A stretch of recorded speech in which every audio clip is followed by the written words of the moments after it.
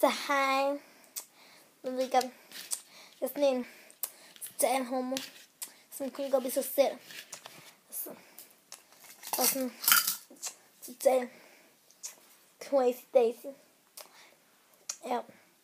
Jeg hedder jo Claus. Folk kalder mig Homo Claus. Nogen kalder mig Klamme Claus. For jeg altid spørger om alt muligt humoristiske ting. Og sådan en homo som mig. De gør alt muligt skøre ting som at sprøjte sig med parfume.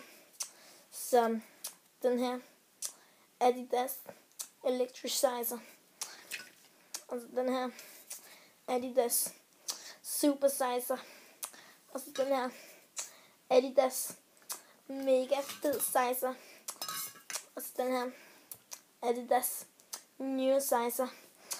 Og så den her Adidas H24.